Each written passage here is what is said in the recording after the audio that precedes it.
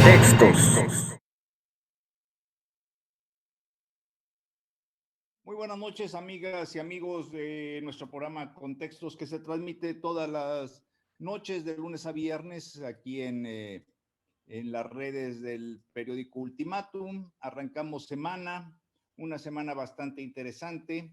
Buenas noches, maestra Enriqueta Burelo. Hola, buenas noches, Ricardo. Pues Acá arrancando semana, como dices. arrancando semana con la buena noticia de que arrancó la campaña, la vacunación, segunda dosis para los adultos mayores aquí en Tuxtla Gutiérrez. Las autoridades señalan que terminando abril ya van a empezar a vacunar a las personas de 50 años y más. Y por supuesto, esta etapa de la vacunación vamos a platicarla porque, bueno, afortunadamente a mí me tocó la vacuna el día de hoy, así es que puedo comentarles cómo estuvieron las filas y qué detalles hubo muy buen servicio. Pero por supuesto hay un debate, sobre todo ahorita que en Palacio Nacional, frente a Palacio Nacional, están haciendo plantón un grupo de médicos del sector privado exigiendo que también a ellos se les incluya en el programa de vacunación. Esto lo vamos ahorita a tocar, con eso vamos a abrir el programa del día de hoy. Y por el otro punto, por otro lado, pues el terrible Félix Salgado Macedonio sigue enojado, ya agarra y lanza una amenaza de que no va a haber elecciones en Guerrero y después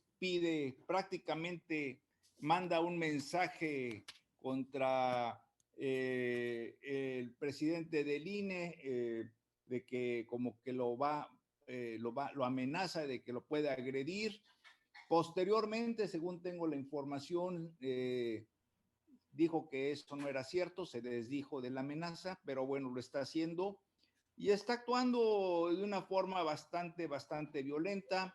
Mario Delgado, por otro lado, se está viendo obligado a apoyar a su correligionario y a final de cuentas, pues los únicos que están quedando mal o que este pleito está generando dividendos negativos es para Morena.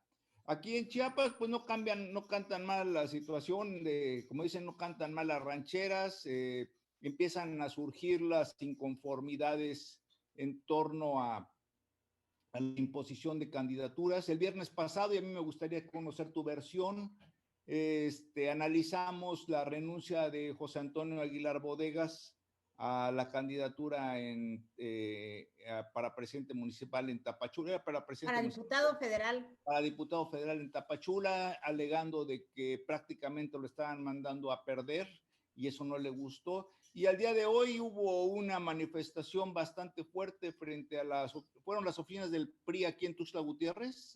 Así es, fueron gentes de Chanal, y el motivo fue que hay una candidata mujer y no están de acuerdo, ¿verdad?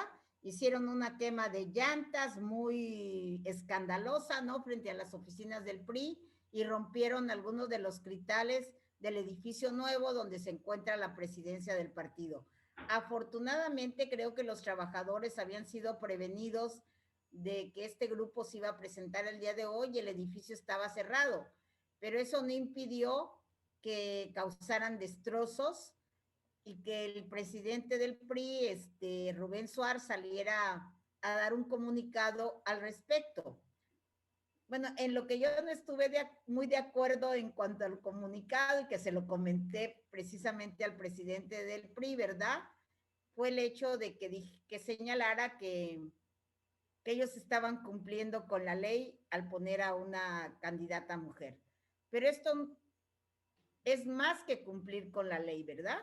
La paridad significa promover, es una acción afirmativa para promover las candidaturas de mujeres, sobre todo en municipios indígenas donde hay mucha resistencia, ¿no? Entonces creo que aquí todavía falta hacer un trabajo, como decían antes los políticos, de filigrana, ¿no? En las comunidades indígenas hace falta mucho trabajo en épocas de paz, pudiéramos decir, en épocas que no hay procesos electorales, mucho trabajo tanto del INE, del YPC, de los propios partidos al interior de sus comités municipales, de sus militantes, para que poco a poco este tema de presencia de mujeres en los municipios indígenas sea algo natural, ¿verdad? Que la presencia de las candidaturas de mujeres se ha tomado como parte de un proceso natural donde las mujeres tienen que tener su lugar, ¿no? Entonces Pero ese fue el motivo del la, enojo de los de Chanal el día de hoy, ¿no? y seguramente pues van a haber ese tipo de protestas de otros grupos. Ahora, lo que yo no tengo entendido es que Chanal no tiene, el único municipio que, digamos, está reconocido de que su elección es mediante el uso mediante el sistema de usos y costumbres, es Okchuk, pero en Pero fíjate que aún en Ochuc, a mí me tocó asistir, ves, todos los conflictos que hubo, ¿no? En, en la anterior administración y todavía a principios de esta administración en Ochuc. Entonces nos tocó asistir a la asamblea que hubo en la plaza, ¿no? Donde se eligieron a las nuevas autoridades. Y aún así hubo presencia de mujeres candidatas y en sí, creo la que eran tres, planilla ¿no? ganadora, pues tuvo que ser una mujer síndica, ¿verdad? Eso es por ley, al margen que se haga por usos y costumbres como una asamblea, ¿verdad? Eso debe ser considerada la presencia de mujeres aún en una asamblea que sea elegida, como le dicen, a mano alzada, ¿verdad? Con la presencia de todas las comunidades. Fue un hecho histórico. A mí me gustó mucho ver ahí a las mujeres también de candidatas, ¿verdad? Y verlas también como síndicas, ¿no? Acompañando a otra, a su fórmula, pudiéramos decir, ¿no? Y que toda la asamblea ahí en el Parque Central de Uchuc hizo la elección, ¿no? Pero ahora aquí en este caso de Chanal, ¿qué se debe? Verdaderamente, bueno, siempre desde que empezaron a surgir candidatas mujeres en municipios indígenas, se empezó a cuestionar que esto iba en contra, llamémoslo así, de la tradición, de los usos y costumbres. Se empezó a ver las sociedades indígenas desde otro punto de vista. Normalmente algunos antropólogos y algunos visitantes de nuestro estado siempre veían a las sociedades indígenas así como la encarnación de la pureza original, pero nos empezamos a dar cuenta de que en realidad era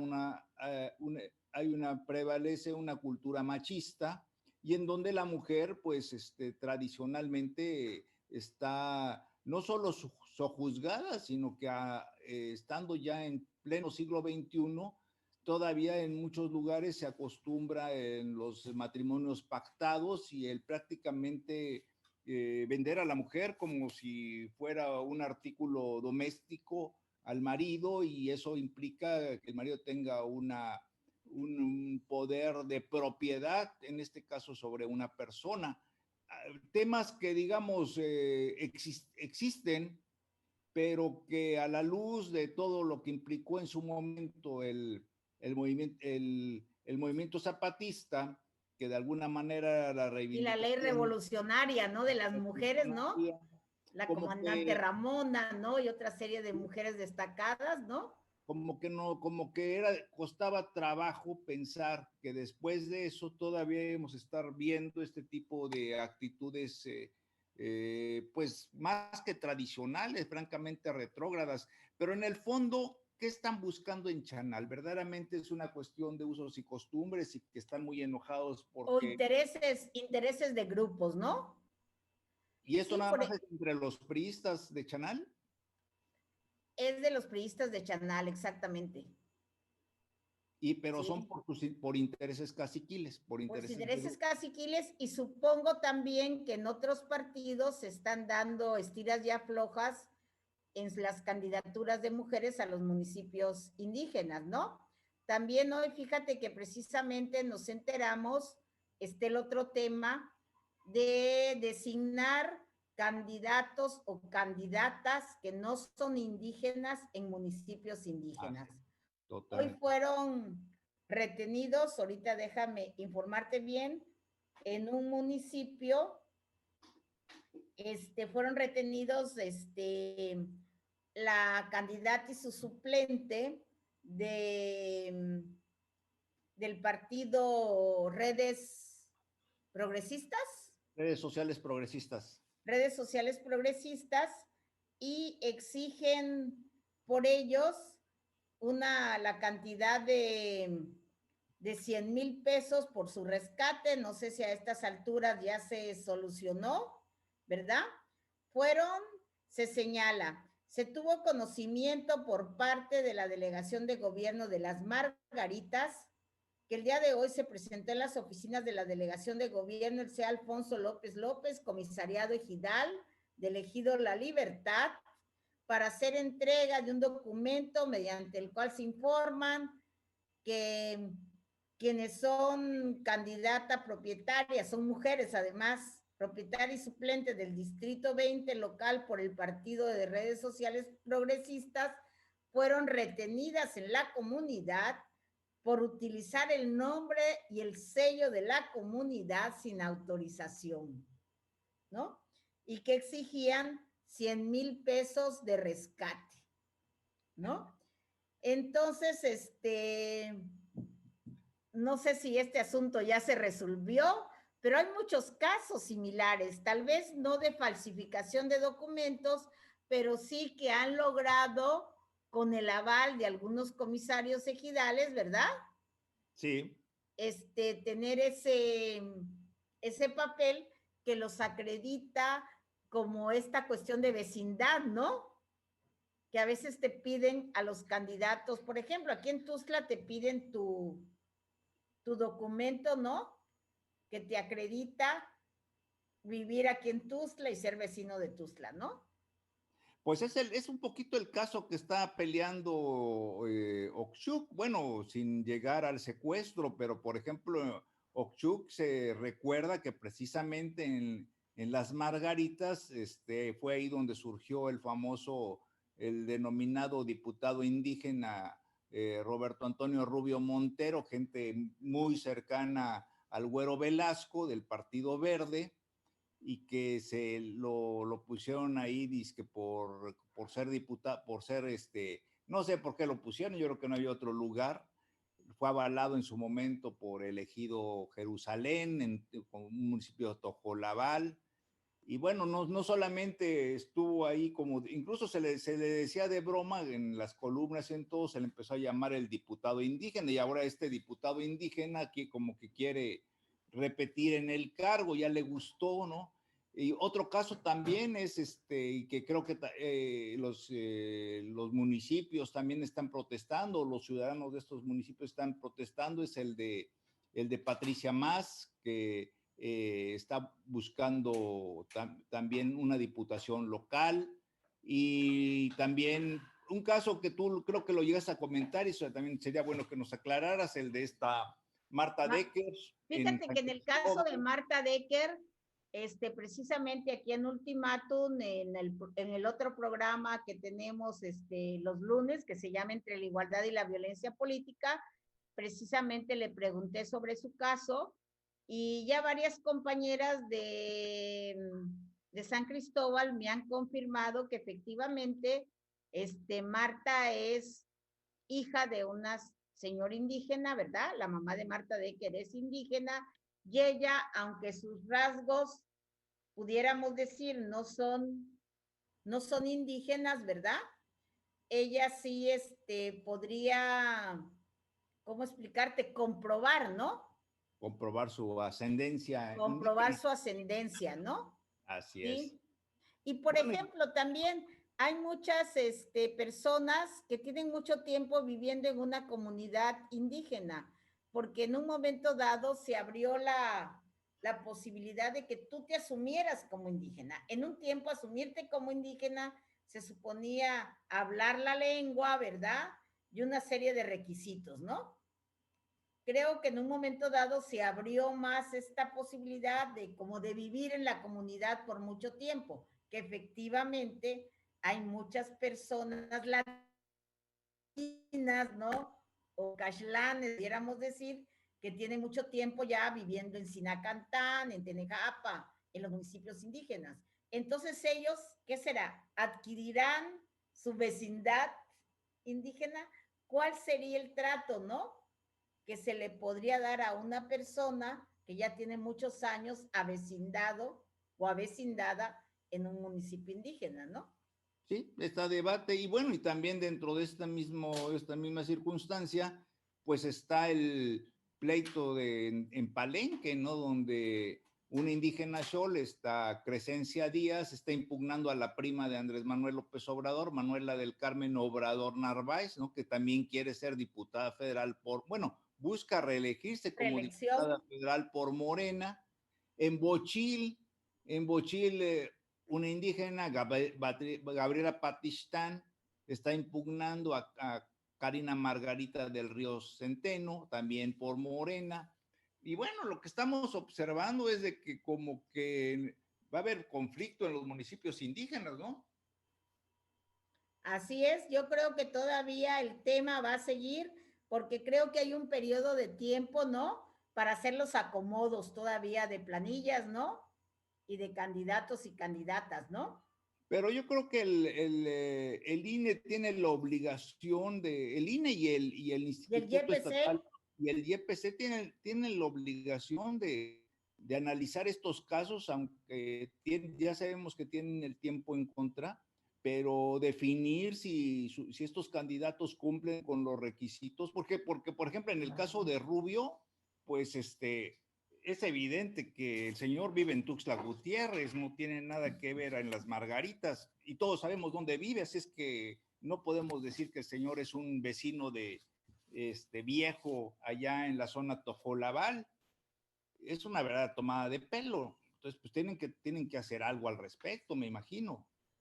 o Porque de está, lo... o está también el caso en el PRI de Aquiles, Sí. ¿no? De Aquiles que él va, ahí como, ¿cuál es el apellido de Aquiles, verdad? Y Que él es va como Espinosa. candidato Aquí les federal Espinosa. por el Sí. distrito de Bochil y esa zona, ¿no? Ah, pero no es Aquiles Espinosa, ¿verdad? No. No, no es Aquiles Espinosa, que Sí. va por ese distrito y que correspondería también a una candidatura indígena. Claro que en el caso de Aquiles, sí él es un agente de allí, ¿verdad? Él Sí. nació en Iztapa, siempre ha vivido allí en esa zona, su hijo es ahorita presidente municipal. Entonces aquí es donde te digo que se abre el debate, ¿verdad? ¿Qué significa ser indígena? ¿Qué significa poder ser candidato en esta zona si tú eres avecindado o si naciste ahí sin ser indígena, ¿no? Podría ser considerado con derechos, ¿verdad? Sí. Ese es, también se abre el debate al respecto, ¿no? Sí, yo creo que las autoridades deben de clarificar esto, todavía están a tiempo, porque de lo contrario se corre el riesgo de que se generen conflictos, que conflictos el día de la elección y desgraciadamente en muchos municipios son conflictos bastante violentos, y a veces con con saldo de víctimas inocentes, heridos, a veces incluso muertos, y normalmente son municipios que a lo largo después de la elección sigue el conflicto. Eso es algo que ya en Chiapas lo conocemos y que si no se resuelve a tiempo y se ponen las cosas claras, se corre el riesgo de que esto, al menos en estos municipios, se vayan a hacer focos rojos. No sé, es lo que yo veo. Sí, exacto, que en algunas veces ha pasado que no se da en el momento de la elección, es más, varias mujeres han resultado electas, ¿verdad? Como Rosa, en el mismo, no, Rosa, ¿dónde fue? Fue en Chanal la vez pasada, María Gloria, ¿verdad? Y que Sí. provocó un conflicto en el municipio terrible, ¿verdad? Que si no corrió sangre fue de milagro, pero tú visitas Oshchuk y ves una casa que está toda destruida, como quemada, como que la golpearon, ¿verdad? Los ventanales la destruyeron y es la casa de María Gloria, ¿no? En el centro, muy cercano al Que le centro de decían Ochuc, la ¿no? Hillary de Y Oxchuc, ¿no? sí, y Rosa, por ejemplo, la otra, Rosa Pérez, ¿verdad? Tuvo que salir de la comunidad. Y a pesar de que el Tribunal Electoral Nacional ordenó al Congreso que las reinstalaran, esto no fue posible porque la reinstalación, aunque legalmente correspondía a la reinstalación, hubiera provocado otro conflicto mayor, ¿no? Sí. Y sí, pues así está. En fin, yo creo que es un tema que nos va a llevar un buen rato en análisis. Ojalá esto no degenere en conflictos electorales y postelectorales, pero sí son temas que definitivamente las autoridades deben de resolverlo para evitar, pues, de todo, ¿no? Por un lado, imposiciones, por el otro lado, el predominio de intereses caciquiles de tipo machista, por el otro lado, esos huecos que se dan para que los partidos designen a personas que no cumplen totalmente los requisitos. Hay mucho tema aquí sobre el aspecto de los diputados en zonas indígenas y de los presidentes municipales en zonas indígenas, definitivamente, ¿verdad? Así es. Bueno, Sí, y pues, esperemos que en este periodo de tiempo que todavía tienen los partidos para hacer los últimos acomodos, ¿verdad? Sean prudentes. Bueno, no sé si cabrá la prudencia, ¿no? En la política, ¿verdad? Pero sean inteligentes, pudiéramos decir, para resolver estas situaciones que todavía tienen un margen para que se resuelvan, ¿no? y por el otro lado, cambiamos un poco de tema a nivel nacional. ¿Qué opinas del berrinche, el zapateado, las amenazas que está haciendo ya el gran conocido Salgado Macedonio, que agarra y de plano amenaza? Si no se me revoca la sentencia del INE, no va a haber elecciones en Guerrero. O sea, se está asumiendo como todo un cacique guerrerense, pero además llega al grado de amenazar, o al menos lanzar lo que se dice, una amenaza velada a al presidente del INE, a Córdoba, aunque después creo que seguramente le llamaron la atención, le jalaron las orejas y se desdijo, dijo que no había tal amenaza hacia el presidente del INE. Pero sí, yo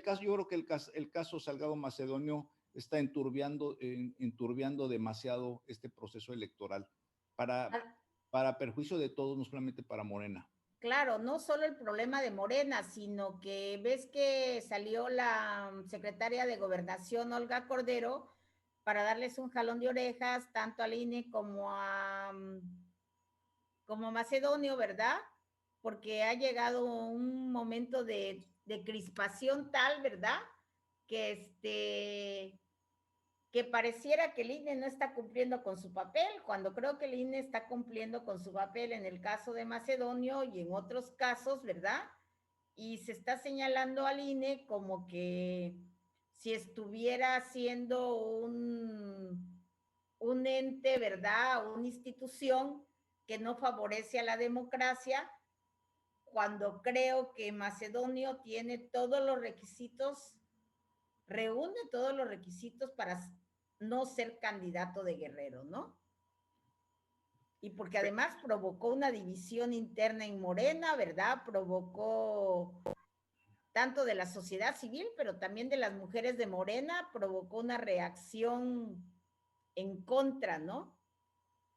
No sé por qué ese empecinamiento de Morena de ir hasta las últimas consecuencias con Macedonio, ¿no? Creo Pues que yo creo que les va a costar caro, ¿no? sí, pero yo creo que más que Morena es de su dirigente, ¿no? De Mario Delgado, el que está de alguna manera eh, sosteniéndolo, y por supuesto, pues se infiere que por alguna razón Salgado es una que le simpatiza al presidente de la República. Tal vez eso pueda explicar en cierta medida la actitud del dirigente de Morena, pero sí, definitivamente el caso Salgado Macedonio les está costando muchísimo, ¿no? Aunque también por el otro lado, pues tenemos la gran interrogante, ¿qué va a pasar el 6 de junio en Guerrero? Y todavía falta la resolución final del Tribunal Electoral respecto al caso Salgado Macedonio, ¿no? Que creo que en Michoacán creo que se logró que se revocara la sentencia por considerarla que era demasiado drástica, o sea, ¿sí? en el sentido de que no sí se había cometido un delito, pero esto no, los magistrados consideraron que era demasiado drástico nulificarles el registro, sí, el registro como candidatos. ¿Sí? Tal vez, pero si es solución en Michoacán, les llegó el caso Macedonio y lo tomaron como papa caliente y se lo regresaron al Congreso, ¿no? Tengo entendido. Se lo regresaron al INE, Al ¿no? INE, sí. Para que es el INE quien diga la última palabra. Y creo que además también los partidos tienen una gran responsabilidad, ¿no? Los partidos deben ser el primer filtro, pero como dentro de los partidos hay intereses, ¿no? Y entonces eso provoca una situación muy difícil, ¿no? Por ejemplo, aquí dentro del PRI, ¿verdad? Hay un grupo, ¿no? De mujeres que tienen una demanda contra Julián Nazar, ¿no? Que primero se fue de manera interna a la Comisión de Justicia Partidaria del PRI. La Comisión de Justicia Partidaria dijo que no eran suficientes las evidencias, ¿no? Y decretó que no había violencia política, y eso provocó que ya quienes demandaron acudieran al Tribunal Estatal Local. El Tribunal Estatal Local dijo que también la situación sí ameritaba una reprimenda, pero no lo suficiente para quitarle la candidatura a Julián Nazar, ¿no? Que debía ofrecer una disculpa y que si no ofrecía la disculpa, entonces sí iba a ser incluido en la lista de los candidatos que atentan contra la violencia, ¿no? De género. Entonces, eso sí me pareció un poco raro, ese dictamen del Tribunal Electoral Estatal, porque por un lado dices que sí puede ser incluido en la lista si no da la disculpa, ¿no? Entonces Sí. quiere decir que si hay suficientes elementos posiblemente para ser incluido en la lista, ¿no? Entonces creo que estas evidencias, bueno, por parte de las demandantes, creo que en el futuro debe haber más evidencias, ¿verdad? Sólidas para que realmente estos candidatos que han sido señalados como personas que atentan contra las mujeres no sean desde el mismo partido, no sean considerados, ¿no? Y creo que los partidos también deben cambiar su mirada, deben tener una perspectiva de género en la elección de sus candidatos y realmente revisar bien las conductas de cada candidato, porque hay cada candidato, ¿verdad? Que uno dice, ¿qué pasa, no? Sí, es Hasta cierto. mujeres. Hemos tenido hemos tenido hace poco una presidenta municipal de Morena, provocó una reacción terrible porque cuando se hablaba del tema del aborto, pues dijo que casi casi que las mujeres éramos unas estúpidas, que para qué abríamos las piernas, ¿no? Y luego queríamos provocarnos un aborto, ¿no? Imagínate, una mujer, eso también provocó una... Sí. Es que tú dices, ¿cómo pueden llegar ese tipo de candidatas de candidatas y candidatos con ese tipo de lenguaje, ¿no? Así es. ¿Sí? Ahí se fijan bien por quién votan. Yo creo que Ah, fíjate que esta elección eso tiene, ¿no? Creo que cada proceso electoral en nuestro país, la verdad es de que nuestro país es relativamente joven en la democracia. O sea, si nos ponemos en sentido estricto, podemos decir que tal vez del 2000 para acá ya podemos hablar de un sistema verdaderamente democrático, porque ya ya varios partidos políticos buscan ocupar cargos de elección popular. Pero creo que cada elección surgen fenómenos nuevos, y en esta elección en particular se están dando dos aspectos que vale la pena señalar. Por un lado, se sabe que a nivel federal se está peleando digamos, la lucha en torno al proyecto de Andrés Manuel, y los opositores lo que buscan es quitarle la mayoría en el Congreso para de alguna manera neutralizarlo y evitar que siga que siga siendo esa aplanadora morenista que actualmente existe. Pero por el otro lado, estamos observando que en las elecciones para diputados locales, para gobernador, para presidentes municipales, lo que está prevaleciendo y de una manera muy fuerte, yo creo que como nunca antes en el pasado, es la personalidad del candidato. Y, y muchos de los candidatos están siendo cuestionados también como nunca antes había sucedido, porque anteriormente, por ejemplo, para la presidencia municipal de Tuxtla o de cualquier otro municipio, sí se fijaba la gente en el candidato y era importante, pero de alguna manera era parte de la mitad de la percepción, porque la otra, pues era el respaldo que tenía el candidato o la persona que estaba buscando el puesto por parte del partido político, y esto le garantizaba un cierto voto duro.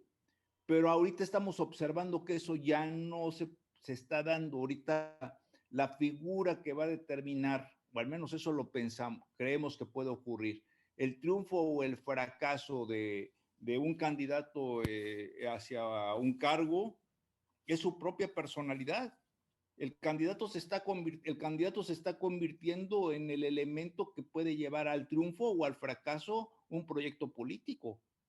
Sí, fíjate, estaba yo leyendo un artículo hoy sobre los partidos, ¿no? Se hablaba de los partidos programáticos y los partidos clientelares, ¿no? Y se hablaba que los partidos programáticos pues tienen una plataforma ideológica, ¿no? Saben hacer pactos, saben hacer, cuando llegan al gobierno, establecen acuerdos para las políticas públicas, pero los partidos clientelares basan mucho sus triunfos en figuras, ¿no? En Sí. figuras de liderazgo, ¿no? En el candidato, no tanto en un programa político, ¿no? Y entonces eso hace que busquen personajes para ser candidatos o candidatas, ¿verdad? Con ciertos perfiles, ¿no? Que llamen la atención. A veces estos perfiles pueden ser positivos, ¿no? Pero también hay líderes que atraen a la clientela política, pero que son personajes negativos, ¿no?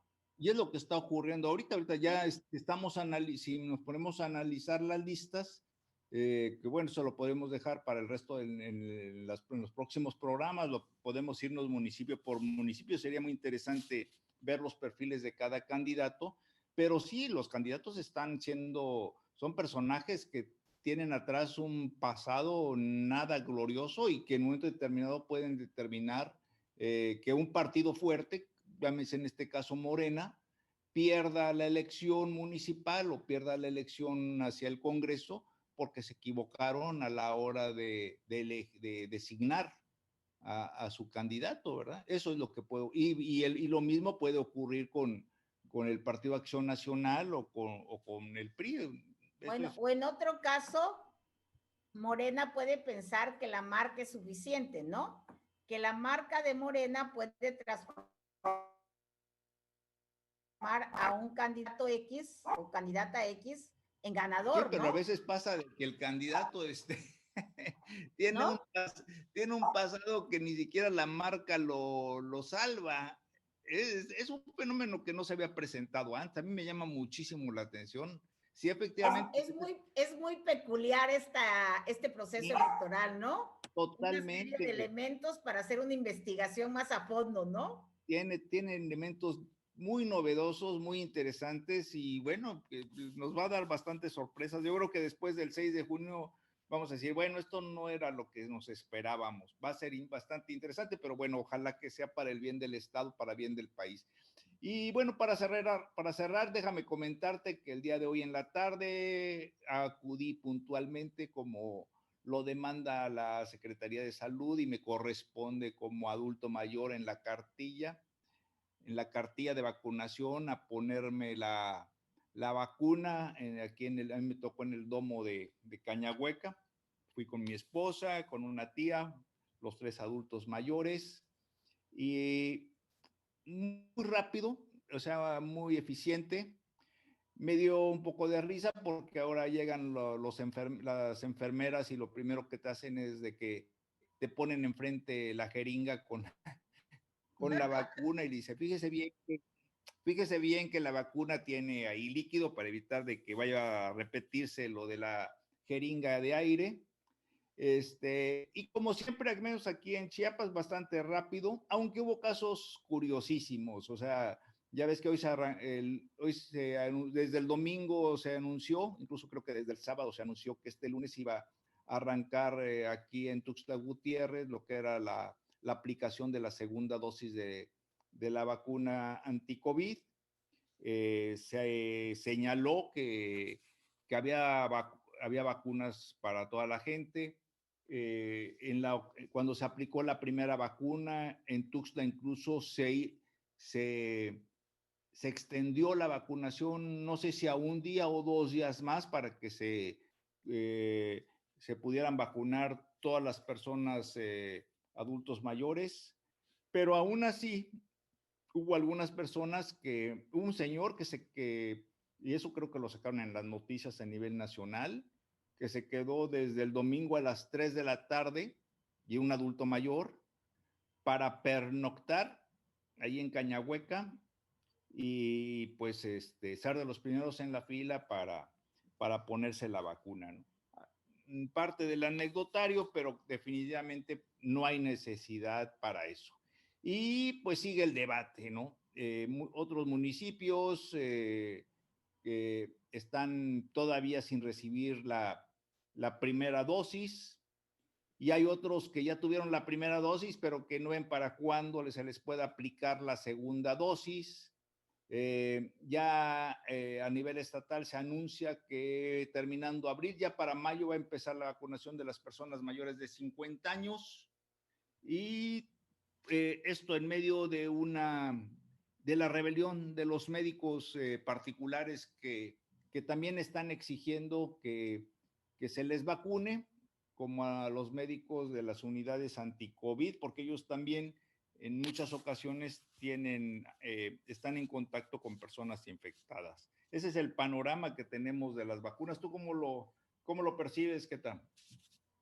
Pues es una gran noticia, ¿verdad? Me sorprendió que por fin, ¿verdad? Ya en Tuzla no pasó mucho rato, se cumplió con las expectativas, mientras que los que nos vacunamos en la costa, sí estamos esperando que llegue por adelantarnos, ¿verdad? Por adelantados. Por adelantados, ¿verdad? Nos están castigando ahora, que esperemos un rato más, esperemos que no tardemos mucho, porque de alguna manera el hecho de tener ya las dos vacunas te da cierta sensación de seguridad, ¿no? Que eso Claro. es muy, que eso es muy importante porque hemos vivido pues un año, ¿no? En la incertidumbre, por ratos nos aislamos, nos protegemos, tratamos de no ir a reuniones de muchas personas o que nuestras reuniones son al aire libre. Entonces hemos vivido un año bastante difícil, ¿no? Y Así es. creo que con esta llegada de las vacunas, ¿verdad? Nos va a dar una seguridad y sobre todo nosotros que somos adultos mayores, un grupo vulnerable, y que y por fin, ¿verdad? Ya la población de Tuxtla está siendo vacunada y esperemos pronto los otros lugares. Pues sí, yo creo que a nuestros amigos que nos ven de otras partes del estado, lo que les podemos decir es tengan paciencia, la vacuna va a llegar. Desde mi punto de vista, existen pocos elementos para criticar el esquema de vacunación. Creo que está bastante lógico, va bien. Aquí yo pude constatar, porque fui de las personas que me vacunaron, que es bueno el servicio, se atiende rápido y no hay necesidad de estar pernoctando y estar de temprana hora y desmañanándose. Yo creo que con que se llegue a una hora adecuada, los módulos cierran hasta las 7 de la noche, o sea, hay muchas opciones para poder irse a vacunar. Y un punto que yo creo que vale la pena, lo podemos platicar mañana en nuestro programa, es la justa demanda de los médicos del sector privado que también piden que se les vacune. Y aquí sería bueno ver qué opciones, ojalá las autoridades de salud valoren bien esta demanda. Tienen razón los médicos, no se las aplican porque señalan de que no están en la primera línea. No sé si a todos... Por ejemplo, hay sanatorios en México como el ABC y otros sanatorios de esos, pues sanatorios privados, ¿verdad? Donde han sido atendidos muchas personas con COVID, ¿no? Sí, porque las personas que tienen recursos, pues recurren a instituciones privadas, ¿no? Yo he sabido de muchas personas de Tuxtla que han ido al ABC y otros sanatorios por el estilo, ¿no? Entonces creo que también habría que revisar cuáles son los sanatorios que han estado atendiendo a personas con COVID o atienden para que estén en esta primera línea de vacunación.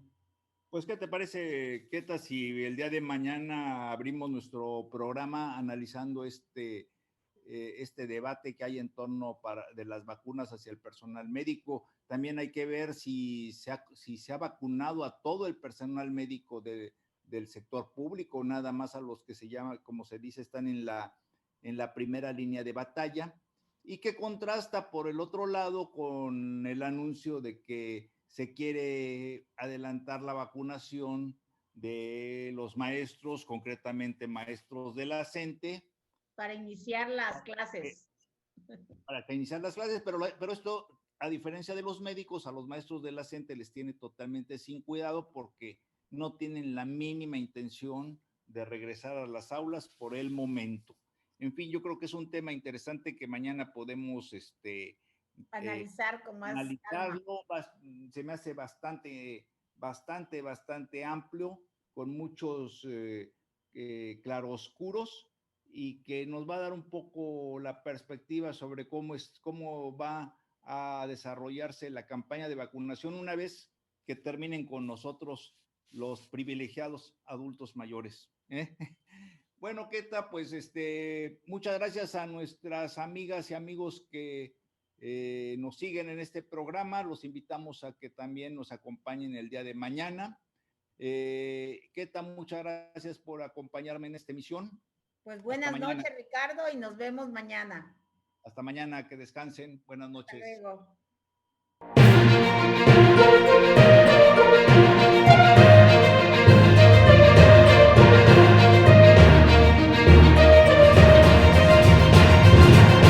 Contextos.